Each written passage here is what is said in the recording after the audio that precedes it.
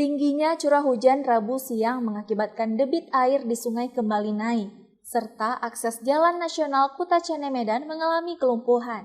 Meski hanya setinggi 30 cm, namun warga di 8 desa pada 2 kecamatan, yaitu Kecamatan Bambel dan Bukit Tusam, masih khawatir dan trauma. Sementara warga di Desa Cinta Damai, sedikitnya 759 korban banjir bandang mulai mengungsi. Namun mereka lebih memilih mengungsi di rumah kerabat dan sanak keluarga, dikarenakan belum adanya tenda pengungsian yang didirikan pemerintah daerah setempat. Di lokasi banjir, masyarakat masih keluhkan pasokan makanan dan air bersih, hingga warga mulai terserang penyakit demam, gatal-gatal, dan diare. Jadi kami selaku masyarakat Desa Cinta Damai mengharapkan bantuan logistik, kemudian air bersih, karena jaringan air bersih di Desa Cinta Damai ini terputus. Kemudian dalam keadaan banjir bandang ini masyarakat sangat mengharapkan kepada segenap pemerintah, baik daerah, provinsi, bahkan pusat. Kami sangat-sangat mengharapkan bantuan yang sifatnya sandang, pangan, kemudian air bersih.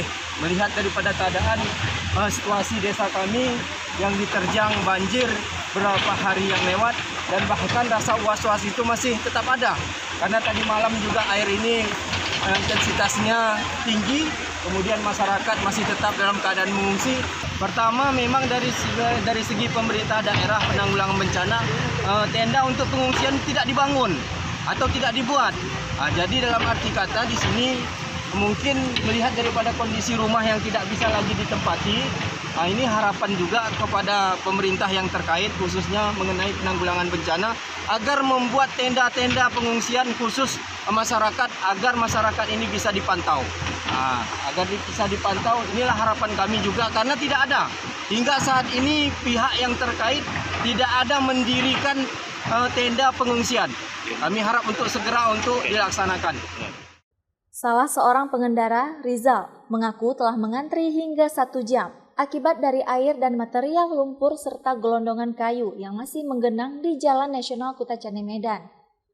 Para supir berharap pemerintah daerah setempat mengerahkan alat berat yang lebih banyak lagi untuk membersihkan lumpur yang tebal serta gelondongan kayu. Mau lewat ke kota rencananya. Kota ya? Bang, udah berapa jam kira-kira menunggu? Udah lama nih, Bang. Udah lama ya, Bang? Maunya penanganannya lah kan. Ya. Biar nggak terhambatnya lalu lintas ya. Tengok tadi alat berat di sana kurang, Bang. Kurang juga alat beratnya. Cepatnya nanggapinnya. Ya, apa lah.